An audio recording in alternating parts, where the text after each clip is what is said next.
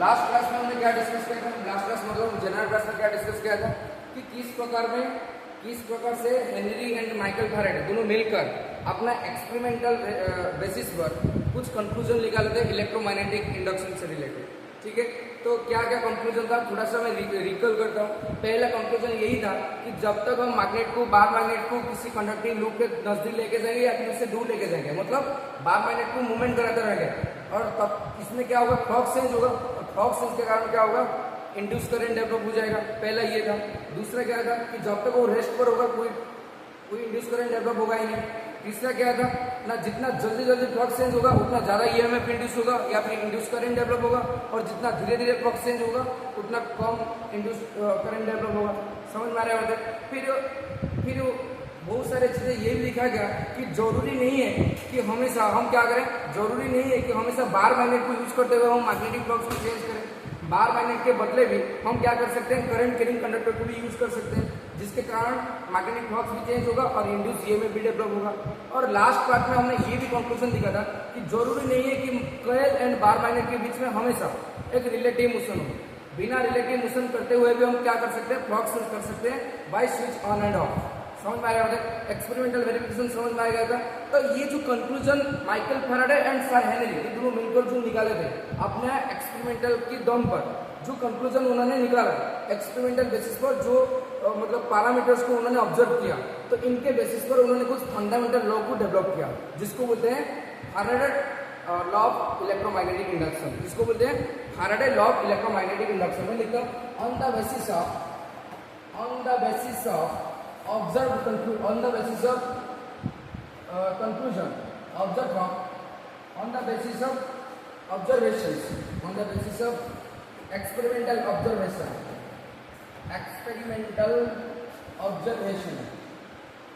on the basis of experimental observations Sir Michael Faraday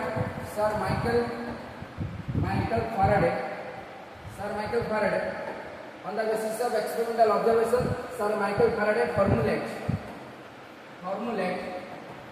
basic law of electromagnetic induction.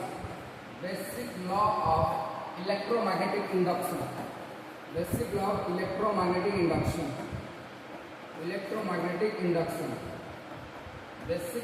electromagnetic induction. And that is called Faraday law of electron, and popularly known as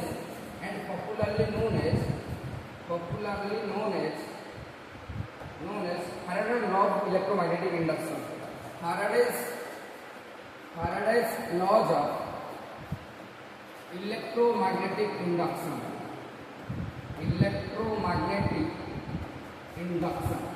ठीक है, तो experimental basis पर जो experimentally उन्होंने verify किया था, जो experimentally उन्होंने कंक्लूजन निकाला था, तो उन कंक्लूजन के बेसिस पर माइकल फैराडे ने क्या किया, कुछ फंडामेंटल लॉ को फॉर्मुलेट किया। अकेला माइकल फैराडे नहीं थे, हेनरी भी थे, दोनों मिलकर ही कुछ फंडामेंटल लॉ को डिराइव किया, जिसको हम पॉपुलरली जानते हैं Faraday law of electromagnetic induction. का टॉपिक का नाम लो Faraday's laws of electromagnetic induction. Faraday's laws of electromagnetic induction.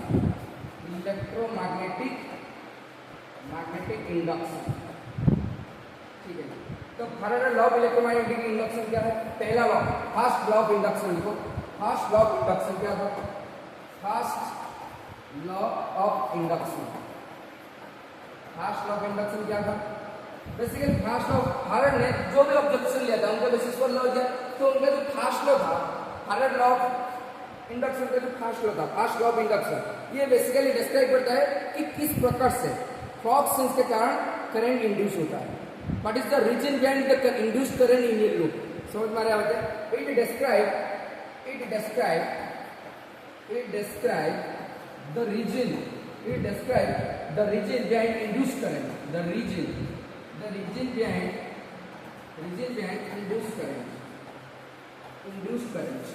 induced current, यानी कि किस प्रकार से मतलब कंडक्टिंग लूप में इंड्यूस करंट डेवलप हो रहा था, उसका रीजन को बताता है फर्स्ट लॉ ऑफ इंडक्शन। ठीक है, तो क्या है फर्स्ट लॉ ऑफ इंडक्शन? लिखो फर्स्ट लॉ ऑफ इंडक्शन है the current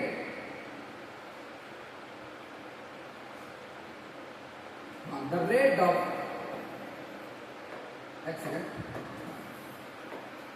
the change in magnetic flux, the change in magnetic flux, the change in magnetic flux gives rise to the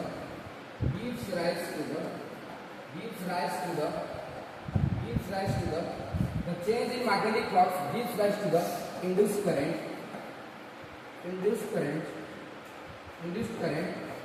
in a conducting loop, in a conducting coil or loop,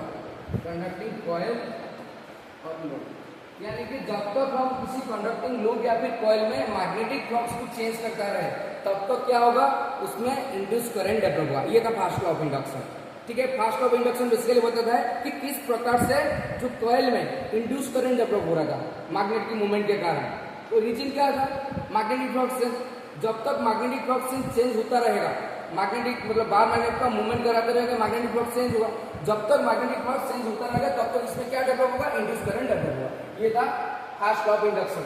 अच्छा, magnetic flux change का मतलब क्या है, magnetic flux तो यही है N B cos theta.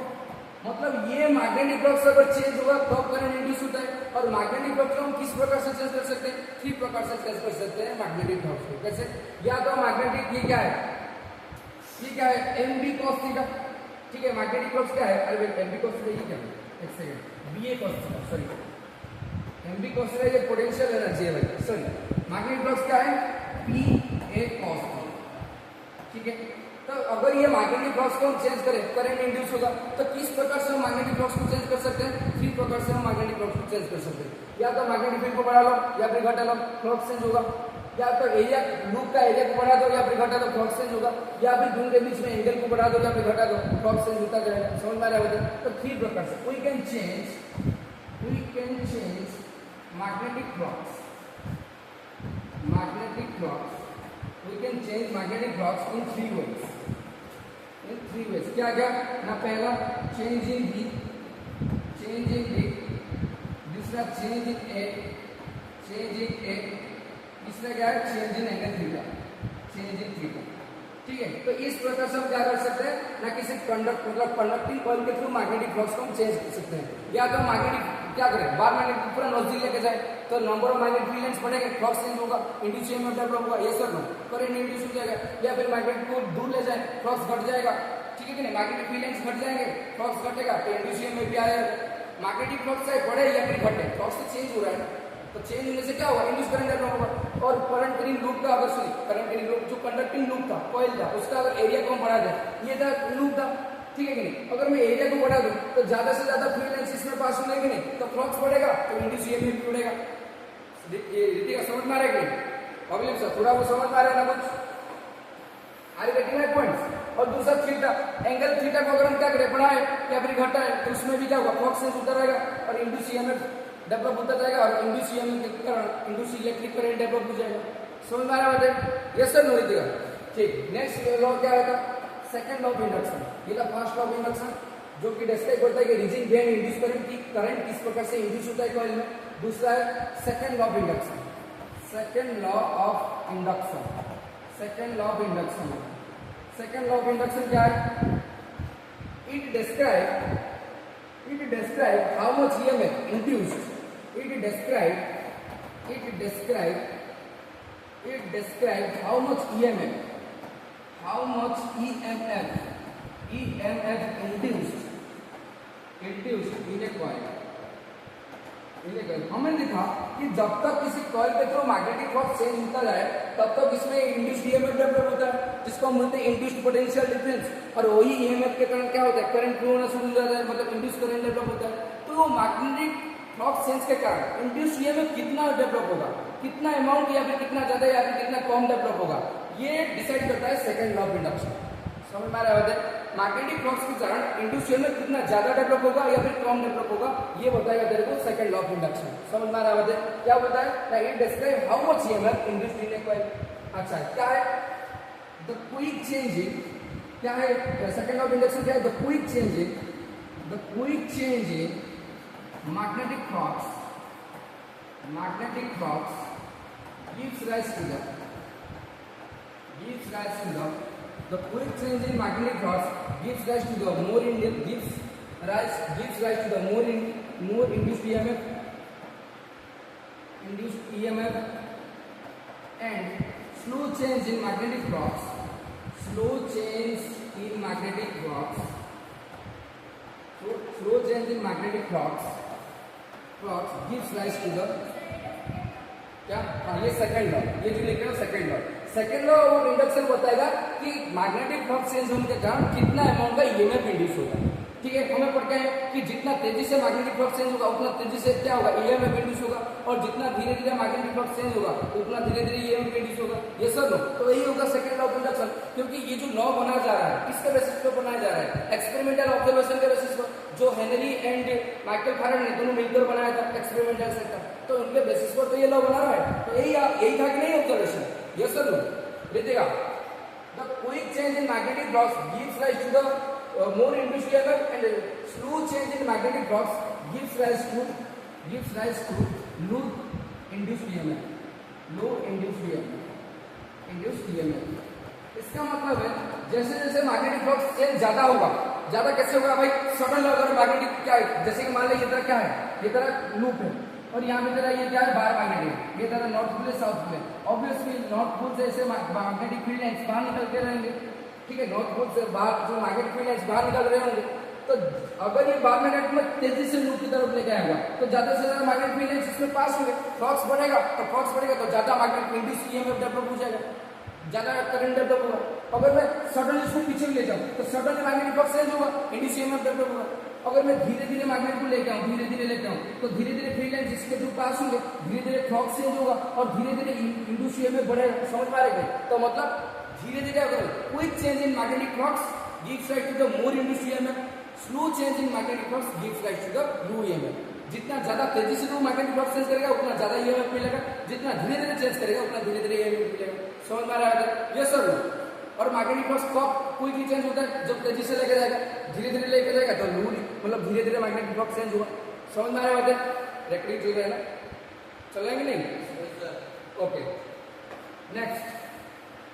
अच्छा, उसको मैथमेटिकली कैसे रखें, तो इंड्यूस्ड ईएमएफ जो होता है E directly proportional to the d∅/dt। ठीक है, ये क्या है, ये तरह है चेंज इन मैग्नेटिक फ्लक्स। ये क्या है, ये तरह है चेंज इन मैग्नेटिक फ्लक्स। ये d∅ क्या है, मैग्नेटिक फ्लक्स है, dt क्या है, टाइम के हिसाब से चेंज हो रहा है। चेंजिंग मैग्नेटिक फ्लक्स का कारण क्या है, मतलब क्या है, चेंजिंग मैग्नेटिक फ्लक्स का मतलब होता है कि कितना रेट पर मैग्नेटिक फ्लक्स चेंज हो रहा है, तभी तो इंड्यूस्ड ईएमएफ डेवलप हो रहा है। समझ में आ रहा है? फ्लक्स चेंज होने के कारण ही इंड्यूस्ड ईएमएफ डेवलप होता है और करंट डेवलप होता है। इसको बोलते हैं इलेक्ट्रोमैग्नेटिक इंडक्शन। समझ में आ रहा है? तो यहाँ पे ये क्या है, d∅/dt क्या है, फ्लक्स चेंज है। तो ईएमएफ क्या होगा, directly proportional to the d∅/dt। मतलब जितना तेजी से तेरा फ्लक्स चेंज होगा उतना तेजी से ईएमएफ इंड्यूस होगा, जितना धीरे धीरे तेरा फ्लक्स चेंज होगा उतना धीरे धीरे इंड्यूस ईएमएफ डेवलप होगा। Yes sir, no? अच्छा, मैंने फिर बात बता, क्या इसमें मैं लिख सकता हूँ the rate of change of magnetic flux directly proportional to the induced EMF लिख सकता हूँ। तो लिखो द रेट ऑफ, ये भी सेकंड लॉ हो जाएगा, सेकंड लॉ में ये सारे चीज आ रहे हैं। The rate of change of magnetic flux, the rate of change of magnetic flux is directly proportional to the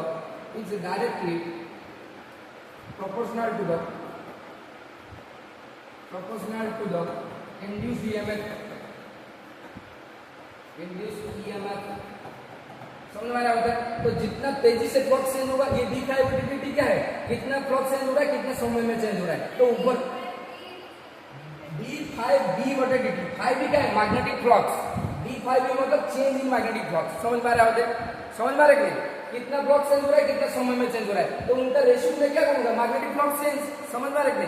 तो जितना ज्यादा तेजी से मैग्नेटिक फ्लक्स चेंज होगा उतना ज्यादा तेजी से ईएमएफ इंड्यूस होगा और उतना ज्यादा तेजी से करंट डेवलप होगा, और जितना धीरे धीरे फ्लक्स चेंज होगा उतना धीरे धीरे करंट इंड्यूस होगा। सिंपल सी बात है, यही था सेकंड लॉ ऑफ इंडक्शन। समझ में क्या होता है, the rate of change of magnetic flux is directly proportional to the induced EMF.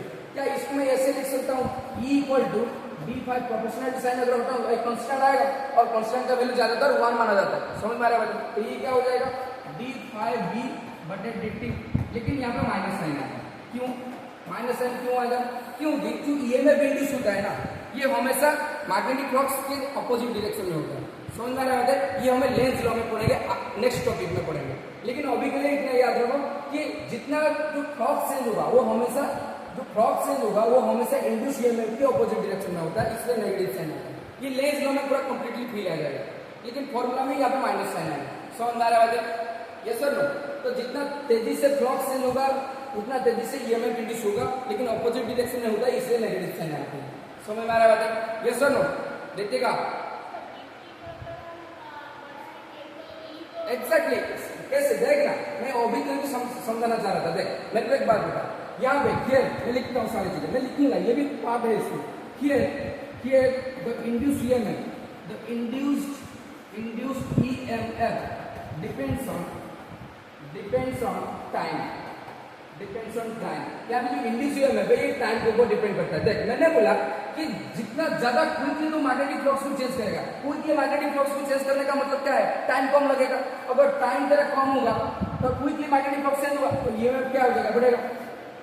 समझ में आ रहा है कि नहीं? अगर टाइम तेरा कम होगा ये बढ़ेगा, क्योंकि टाइम कम होने से क्या होगा, क्विकली मैग्नेटिक फ्लक्स चेंज हो रहा है। अगर तू धीरे धीरे मैग्नेटिक फ्लक्स चेंज करेगा टाइम बढ़ेगा, धीरे धीरे कर रहा है टाइम ज्यादा लगेगा नहीं। अगर टाइम तेरा बढ़ेगा क्या होगा, ईएमएफ भी घट जाएगा। धीरे धीरे चेंज होने से मैग्नेटिक फ्लक्स क्या होगा, धीरे धीरे ईएमएफ इंड्यूस होगा। समझ में आ रहा है कि क्या समझ में आ गया बात है? तो here the induce EMF depends on time, मतलब हम लिख सकते हैं, मतलब यहाँ पे हम लिख सकते हैं induce EMF inversely proportional to time. समझ में आ रहा है? ये सर नो? तो टाइम अगर बढ़ाएंगे मैग्नेटिक फ्लक्स ज्यादा क्विकली चेंज होगा, ईएमएफ ज्यादा आ जाएगा। एक्सीडेंट टाइम को अगर हम कमाएं, एक्सीडेंट टाइम को अगर हम घटाएं, मतलब मैग्नेटिक फ्लक्स ज्यादा क्विकली चेंज होगा और ईएमएफ ज्यादा इंड्यूस होगा। अगर हम टाइम को बढ़ा दें, मतलब मैग्नेटिक फ्लक्स को धीरे धीरे चेंज करें, तो ईएमएफ क्या होगा, घट जाएगा। समझ में आ रहा है? ईएमएफ क्या हो जाएगा, घट जाएगा। समझ में आ रहा है? ये सर। अच्छा मैं तो एक बात बताऊं, किसी एक कॉइल के थ्रू डेवलप होने वाला ये क्या है, मैग्नेटिक फ्लक्स चेंज है। किसी एक कॉइल के थ्रू फ्लक्स चेंज क्या है, dφ/dt। अगर यहाँ पे n नंबर ऑफ टर्न्स होंगे, देख मैं तो एक बात बता, ये था कि नहीं, और ये हमारा मैग्नेट था नॉर्थ पोल साउथ पोल, ठीक है। जब यहाँ पे हम मैग्नेट को मूवमेंट कराते रहते हैं तो इसमें फ्लक्स चेंज होता है कि नहीं, फ्लक्स चेंज होता है। कितना फ्लक्स चेंज होता है ना, dφ/dt। तो एक कॉइल के थ्रू फ्लक्स चेंज होता है dφ/dt। अगर इसमें n नंबर ऑफ टर्न्स हो जाए, कितना फ्लक्स चेंज हुआ ना, n से मल्टीप्लाई कर देंगे, n dφ/dt। समझ में आ रहा है? Yes sir no? तो एक लूप के थ्रू फ्लक्स चेंज हो रहा है dφ/dt, n number of turns हो गए। अगर मान लें कि लूप में बहुत ज्यादा टर्न्स है तो कितना फ्लक्स चेंज हुआ, net flux n times dφ/dt, ठीक है। वही बात है। और क्या, the flux through n number of turns, the flux through n number of turns क्या हो जाएगा ना, ईएमएफ हो जाएगा इंड्यूस ईएमएफ की तरफ जाएगा माइनस n dφ/dt। किसी एक लूप के थ्रू चेंज होने वाला फ्लक्स है dφ/dt। अगर वो लूप में n नंबर ऑफ टर्न आ जाए, n dφ/dt, तो फ्लक्स आ जाएगा इतना, मतलब जो मैग्नेटिक फ्लक्स आ जाएगा इतना n dφ/dt, और इतना फ्लक्स के कारण इंड्यूस ईएमएफ आ जाएगा। समझ में आ रहा है? dt t। समझ में आ रहा है? अबे समझ पा रहे हैं इसमें, ये t, ये e, स्मॉल ई का मतलब होता है ईएमएफ। समझ में आ रहा है? मतलब इंड्यूस पोटेंशियल डिफरेंस। समझ में आ रहा है? तो ये तरह हो गया था फ्लक्स थ्रू n। अगर तेरे पास एक ही कॉइल है और एक ही मैग्नेट को उसके नजदीक लेके आ रहा है, मतलब मूवमेंट करा रहा है, तो इसमें फ्लक्स चेंज होता रहेगा। तो फ्लक्स चेंज के कारण इंड्यूस ईएमएफ डेवलप होगा। कितना होगा ना, E = -dφ/dt। इतना फ्लक्स चेंज होने से इतना इंड्यूस ईएमएफ डेवलप होगा, मतलब एक ही कॉइल में। अगर यहाँ पे नंबर ऑफ कॉइल हो जाए, n नंबर ऑफ टर्न आ जाए, ठीक है। मान लीजिए कोई सोलेनॉइड है, सोलेनॉइड के थ्रू तो अगर एक मैग्नेटिक फ्लक्स को ऐसे करके चेंज करता रहेगा। अगर एक सोलेनॉइड में ये क्या है, नंबर ऑफ टर्न्स होंगे, n नंबर ऑफ टर्न्स, और मान लीजिए बार मैग्नेट को क्या कर रहा है, इसमें ऐसे मूवमेंट करा रहा है, इसमें फ्लक्स चेंज कर रहा है, तो कितना इंड्यूस ईएमएफ डेवलप होगा। तो एक लूप में फ्लक्स चेंज होता है इतना dφ/dt, तो नंबर ऑफ लूप्स में कितना आ जाएगा, n टाइम्स मल्टीप्लाई कर देगा। n नंबर ऑफ टर्न्स में क्या आ जाएगा, n मल्टीप्लाई कर लेगा। n नंबर ऑफ टर्न्स में फ्लक्स कितना चेंज हो जाएगा ना, n टाइम्स dφ/dt, और ये मिलके फ्लक्स चेंज होंगे तो इतना induce EMF, net induce EMF develop हो जाएगा। समझ आ रहा है? नेट इंड्यूस ईएमएफ डेवलप हो जाएगा। क्या समझ में आ रहा है कि नहीं ऋतिका? समझ में आ रहा है ना डाउट है? ठीक है। ये आ गया तेरा -n dφ/dt। समझ में आ रहा है? अच्छा अगर मैं पूछूं व्हाट, ये क्या है, ये तेरा इंड्यूस्ड ईएमएफ है। ये तेरा मैं यहाँ पे लिख देता हूँ, ये क्या है, इंड्यूस्ड ईएमएफ, इंड्यूस्ड ईएमएफ, ठीक है।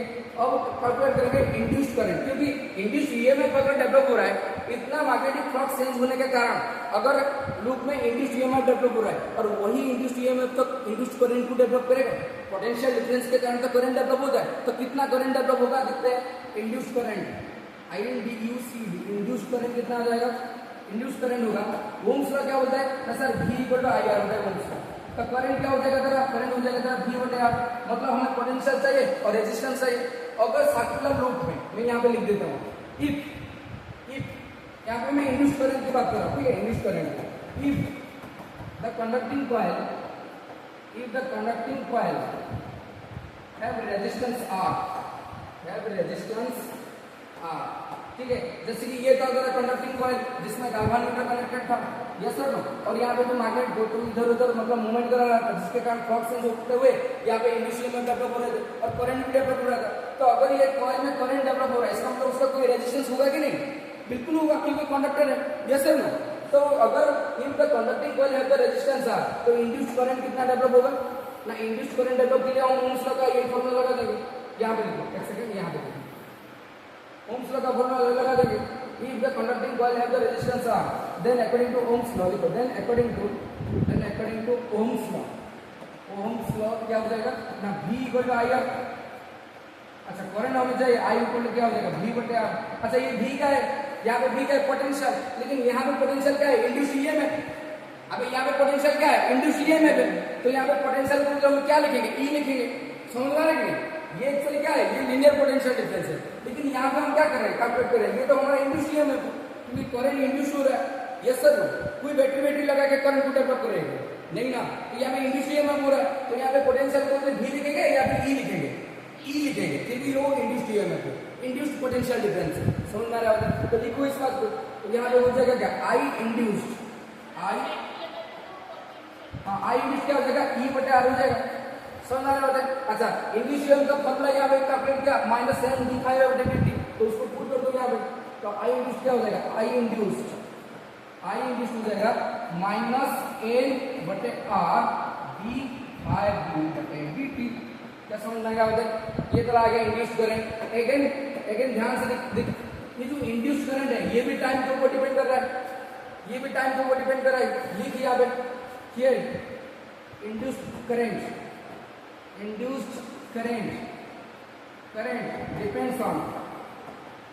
depends on both time and resistance R।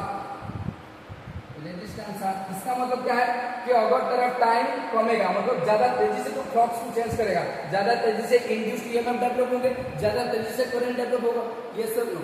और अगर तू धीरे धीरे फ्लक्स को चेंज करेगा, मतलब टाइम को ज्यादा लगेगा, धीरे धीरे मतलब टाइम ज्यादा लगेगा, तो फ्लक्स अगर धीरे धीरे चेंज होगा तो क्या होगा, इंड्यूस्ड ईएमएफ धीरे धीरे डेवलप होगा और करंट भी धीमा हो जाएगा, समझ में आ रहा है, ये सब लो। अच्छा यहाँ पे और एक बात, induced current also inversely proportional to the R। अगर कंडक्टिंग लूप का रेजिस्टेंस बढ़ेगा तो क्या हो जाएगा, करंट घटेगा, अगर रेजिस्टेंस कम हो जाएगा करंट बढ़ जाएगा। क्या समझ में आ रहा है, अभी डिपेंडेंसी समझ में आ रहा है, ठीक हो गया। अच्छा ये था इंड्यूस्ड करंट। अब कैलकुलेट करेंगे इंड्यूस्ड चार्ज,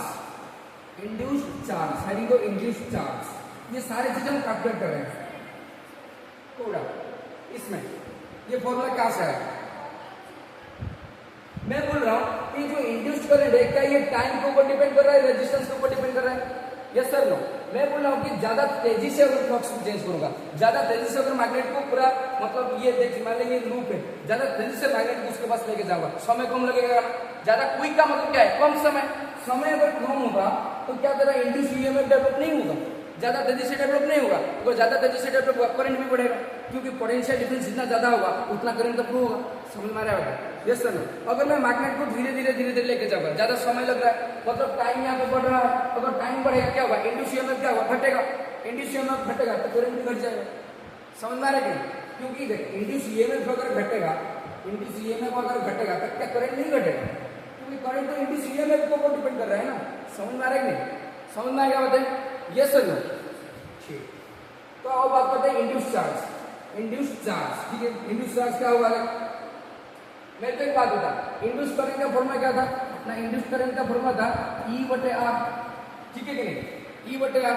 अच्छा इंड्यूस करेंट को हम क्या लिख सकते हैं, क्या हमें पता है कि आई भी होता है D Q by D T होता है, rate of change of charge, the rate of flow of charge क्या होता है, करंट होता है, the rate of flow of directional flow of charge, the rate of directional flow of charge क्या होता है, करंट होता है। क्या आई को हम लिख सकते हैं डी क्यू बटे डी टी, ये सर लिख सकते हैं। तो यहाँ पे पुट करो, ये हो जाएगा तेरा डी क्यू बटे डी टी इक्वल क्या हो जाएगा ना ई बटे आर, और ई के बदले तेरे वैल्यू को पुट करो, इंड्यूस का वैल्यू कितना था minus N d phi B बटे डी टी, ये हो जाएगा कि नहीं, आर बाई डी टी रहेगा, यस सर। अच्छा फिर यहाँ पे डी टी कैंसिल हो जाएगा, यस सर ना, यहाँ पे डी टी और यहाँ पे डी टी कैंसिल हो जाएगा कि नहीं, तो बचेगा कितना डी क्यू इक्वल टू कितना हो जाएगा माइनस ए बटे आर डी फाई बी। तो यहाँ पे शानदार रिलेशन आता है। इस यहाँ पे देख, यहाँ पे क्या कोई टाइम का डिपेंडेंसी है, क्या कोई टाइम का डिपेंडेंसी फॉर्मूला में नहीं है, इसका मतलब टाइम का डिपेंडेंसी है क्या, क्यों, क्या समझ में आया। मैं पूछ रहा हूँ कि मेरे को चाहिए इंड्यूस चार्ज। देख मैग्नेटिक हॉक सेंस, क्या मैग्नेटिक हॉक सेंस होने के कारण क्या हुआ, इंड्यूस ईएमएफ डेवलप हुआ, जिसको हम बोलते हैं पोटेंशियल डिफरेंस आ गया, तो करंट भी फ्लो होगा, जिसको बोलेंगे इंड्यूस करंट, जो हमने कैलकुलेट किया। अब चाह रहे हैं करंट को कौन फ्लो कराता है, डायरेक्शनल फ्लो चार्ज। करंट अगर डेवलप हो रहा है, इसका मतलब क्या, उसका ऑपोजिट डायरेक्शन में इलेक्ट्रॉन का डायरेक्शनल फ्लो हो रहा होगा, तो कितना इलेक्ट्रॉन का डेवलप हो रहा है, कितना चार्ज इंड्यूस हो रहा है, समझ में आ रहा है, वो भी कैलकुलेट करना पड़ेगा। तो मैं कैलकुलेट किया, तो करंट का इंस्टेंटेनियस वैल्यू कितना होता है, डी क्यू बटे डी टी।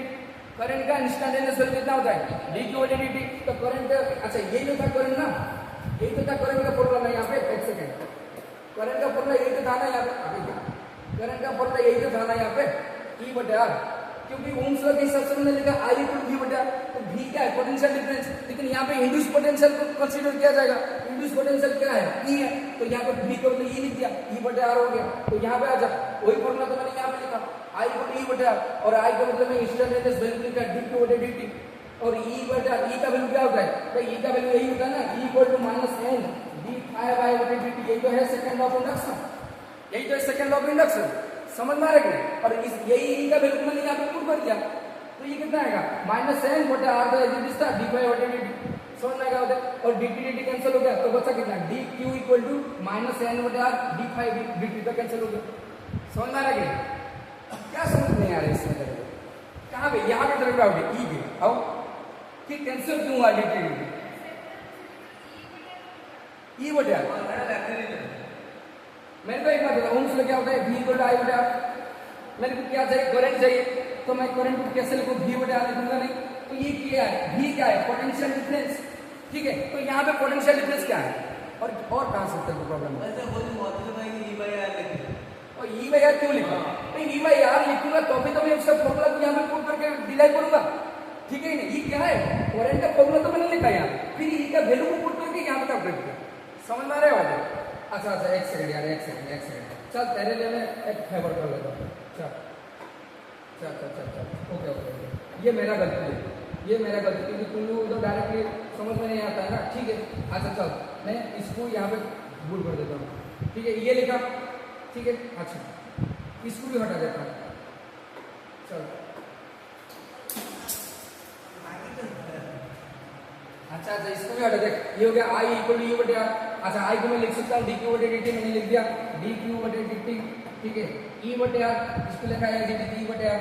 अच्छा नेक्स्ट डी क्यू बटे डी टी को क्या लिख सकता हूँ, ई के बदले मेरे को पता है ई का वैल्यू क्या minus N d phi by बटे डी टी, ये तो क्या होता है सेकंड लॉ ऑफ इंडक्शन। तो ई के बदले मैं इस वैल्यू को पुट करूंगा, कितना हो जाएगा minus N d phi B बटे डी टी, और नीचे का आर एज इट इज रहेगा, समझ में आएगा बात है, यस सर। यहाँ तक समझ में आएगा कि ई का वैल्यू पुट किया, तो मैं क्या करूँगा, यहाँ पे डी टी है, यहाँ पे भी डी टी है, तो ये डी टी एक दूसरे को कैंसिल आउट कर देंगे, तो बचेगा कितना ना डी क्यू, डी फाई मतलब नहीं है डी क्यू इक्वल टू क्या हो जाएगा माइनस एन बटे आर डी फाई बी, समझ में आएगा बताए, क्या है, और कोई डाउट है क्या बोल रहा था,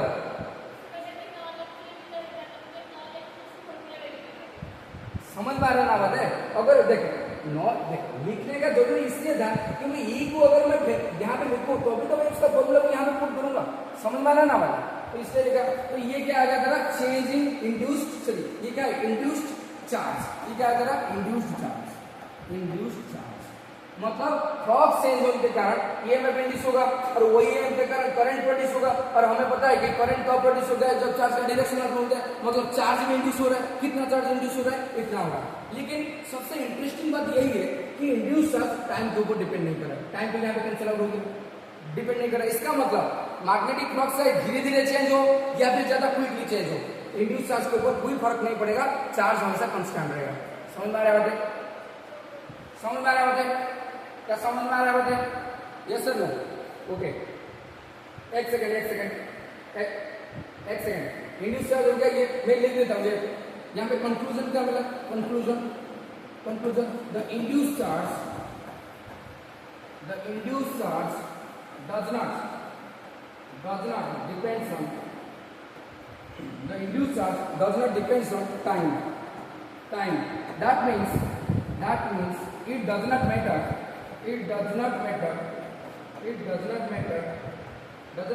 how quickly or how slowly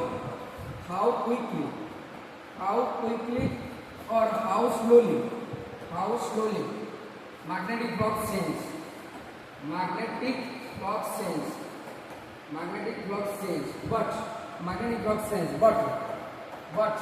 but the induced charge is remain constant. Induced charge remains constant. Induced charge क्या होगा? कांस्टेंट होता जाएगा, क्योंकि ये टाइम के ऊपर डिपेंड नहीं कर रहा है। समझ में आ रहा है? टाइम के ऊपर डिपेंड नहीं कर रहा है। ये सर ना समझ में आ गया बात है? तो मैं यहाँ पे एक टेबल बना ले रहा हूँ, इंपोर्टेंट टेबल। वो टेबल से मैं लिख देता हूँ, सारी चीजें याद हो जाएगा। इंपोर्टेंट टेबल क्या है? जैसे कि मान ले ये तरह क्या था, लूप था, ठीक है कि नहीं? और ये लूप को गाल्वानोमीटर से कनेक्टेड किया था, ठीक है? और यहाँ पे तरह एक बार मैग्नेट था ऐसे, और ये एक्सिस के लेंथ का बार मैग्नेट था। तो ये तरह क्या था, नॉर्थ पोल और ये साउथ पोल। और हमें पता है कि नॉर्थ पोल से हमेशा मैग्नेटिक फील्ड लाइंस क्या होते हैं? बाहर की तरफ निकलते हैं, ऐसे बाहर की तरफ निकलते हैं, ठीक है कि नहीं? तो जब ये मैग्नेटिक मतलब बार मैग्नेट को हम क्या करेंगे, मूवमेंट कराएंगे, तो मैग्नेटिक फ्लक्स चेंज होगा, और फ्लक्स चेंज के कारण क्या होगा, ईएमएफ इंड्यूस होगा। कितना ईएमएफ इंड्यूस होगा? अकॉर्डिंग टू न्यूटन मतलब Faraday law of second law of induction क्या होगा ना, E equal to minus N d phi V बटे डी टी। ये सर लो, अगर यहाँ पे बार मैग्नेट को मैं क्या करूँ, आगे पीछे करूँ, मतलब उसको मूवमेंट कराऊँ, तो मूवमेंट के कारण क्या होगा, मैग्नेटिक फ्लक्स चेंज होता रहेगा, क्योंकि नंबर ऑफ फील्ड लाइंस यहाँ पे बढ़ेंगे कमेंगे, लगातार उसका मैग्नेटिक फ्लक्स चेंज होता रहेगा। और फ्लक्स चेंज के कारण क्या होगा, इंड्यूस ईएमएफ डेवलप होगा। कितना डेवलप होगा? According to Faraday law of electromagnetic induction, second law of induction, E equal to minus N d phi बटे डी टी। अगर ये लूप तेरा नंबर ऑफ टर्न देता है यहाँ पे 1 हो जाए, क्योंकि एक ही लूप है, ये सर है, तो यहाँ पे n को 1 पुट कर दे, ईएमएफ कितना हो जाएगा, minus d phi by D t, ठीक है? तो यहाँ पे मैं क्या लिख सकता हूँ, यहाँ पे जो ईएमएफ है, EMF inversely proportional to the time है। मतलब जैसे जैसे तो मतलब टाइम को बढ़ाएगा, ईएमएफ तेरा क्या हो जाएगा, घटेगा, क्योंकि टाइम को बढ़ाया का मतलब क्या है, फ्लक्स चेंज धीरे धीरे होगा। टाइम बढ़ने का मतलब क्या है, फ्लक्स चेंज धीरे धीरे होगा। मगर मैग्नेट को तो धीरे धीरे लेके आएगा, तो ज्यादा समय लगेगा फ्लक्स चेंज होने में, तो फ्लक्स चेंज होने में ज्यादा चेंज लगेगा, तो ईएमएफ धीरे धीरे इंड्यूस होगा, ठीक है कि नहीं? अगर तेरा टाइम कमेगा, अगर तेजी से तू मैग्नेटिक फ्लक्स को चेंज कर लेगा, तेजी से बार मैग्नेट को पकड़ के यहाँ तक लेके आएगा, तो तेजी से मैग्नेटिक फ्लक्स चेंज हो जाएगा, नंबर ऑफ फील्ड लाइंस ज्यादा तेजी से भाग जाएंगे, ये मतलब लूप के थ्रू, समझा नहीं? तेजी से फ्लक्स चेंज हुआ, तो तेजी से फ्लक्स चेंज हुआ, तो ईएमएफ क्या हो जाएगा, बढ़ जाएगा, ईएमएफ भी तेजी से इंड्यूस हो जाएगा। समझ में आ रहा है? Yes sir. तो ये क्या हो जाएगा, ईएमएफ जो होता है inversely proportional to the time होता है। अच्छा नेक्स्ट, अगर ईएमएफ इंड्यूस हो रहा है तो करंट भी इंड्यूस होगा। कितना होगा ना, R equal to minus N बटे R D phi by D T. ये था फॉर्मूला, ये था इंड्यूस करंट का फॉर्मूला, ये तरह इंड्यूस्ड ईएमएफ, ये तरह इंड्यूस्ड करंट, ठीक है? इंड्यूस्ड ईएमएफ मैं लिख देता हूँ यहाँ पे, इंड्यूस्ड ईएमएफ एंड यहाँ पे क्या है, इंड्यूस्ड करंट। और यहाँ पे करंट का डिपेंडेंस देखते हैं, करंट का टाइम के साथ क्या है, 1 बटे टी। अगेन टाइम अगर तेरा बढ़ेगा करंट घटेगा, टाइम अगर घटेगा तो करंट बढ़ेगा। क्यों? टाइम अगर बढ़ेगा फ्लक्स चेंज ज्यादा तेजी से होगा, सॉरी टाइम अगर घटेगा फ्लक्स चेंज तरह तेजी से होगा।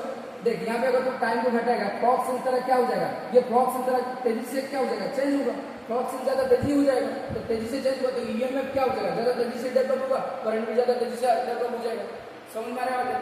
तो टाइम जितना मतलब जितना ज्यादा क्विकली तो फ्लक्स चेंज करेगा, उतना ज्यादा ईएमएफ इंड्यूस होगा, उतना ज्यादा करंट, ठीक है। और जितना धीरे धीरे तू फ्लक्स चेंज करेगा उतना धीरे धीरे फ्लक्स चेंज होगा, उतना धीरे धीरे ईएमएफ इंड्यूस होगा, उतना धीरे धीरे करंट भी इंड्यूस होगा। समझ में आ रहा है? ये सर नो। अच्छा, तो ये हो गया तेरा करंट, टाइम बढ़ेगा तो करंट घटेगा और टाइम तेरा घट जाएगा तो करंट बढ़ेगा। अच्छा, अगर करंट का रेजिस्टेंस के साथ डिपेंडेंस देखे, I inversely proportional to R, resistance बढ़ेगा। अगर ये लूप का मान ले रेजिस्टेंस है आर, करंट इधर पूरा होगा, तो अगर रेजिस्टेंस उसका बढ़ेगा तो इंड्यूस करंट का वैल्यू क्या हो जाएगा? घट जाएगा, क्योंकि रेजिस्टेंस ऑपोज करता है। ये सर नो। तो रेजिस्टेंस बढ़ेगा तो करंट घटेगा, रेजिस्टेंस घटेगा तो करंट बढ़ेगा। क्या समझ में आ रहा है डिपेंडेंसी? अच्छा, फिर बात करते हैं इंड्यूस चार्ज। इंड्यूस चार्ज क्या हो जाएगा ना, डी क्यू इक्वल टू हो जाएगा -n/r डी फाई, यानी कि इंड्यूस चार्ज जो है ये टाइम के ऊपर डिपेंड करता है। D phi does not depends on charge, d q ये क्या है? Induce charge does not depends on what? Does not depends on time. ठीक है, फर्क नहीं पड़ेगा कि कितना तेजी से फ्लक्स चेंज कर रहा है या फिर कितना धीरे धीरे चेंज कर रहा है, इसमें कोई फर्क नहीं पड़ेगा। फर्क पड़ेगा induce EMF and induce current, क्योंकि वो टाइम के ऊपर डिपेंड करता है। समझ में आ रहा है? लेकिन चार्ज के ऊपर कोई फर्क नहीं पड़ेगा, क्योंकि ये टाइम के ऊपर डिपेंड नहीं करता है। तो जितना तेजी से फ्लक्स चेंज कर या फिर धीरे धीरे फ्लक्स चेंज कर, कुछ घंटा फर्क नहीं पड़ेगा, चार्ज कांस्टेंट रहेगा। समझ में आ रहा है? ये क्या है? Independent of time. D Q does not depend on time, so D q ये क्या है? Induce charge is constant. Induce charge क्या हो जाएगा? हमेशा कांस्टेंट होगा। क्या समझ में आएगा? समझ में आएगा? थोड़ा सा ऊपर ना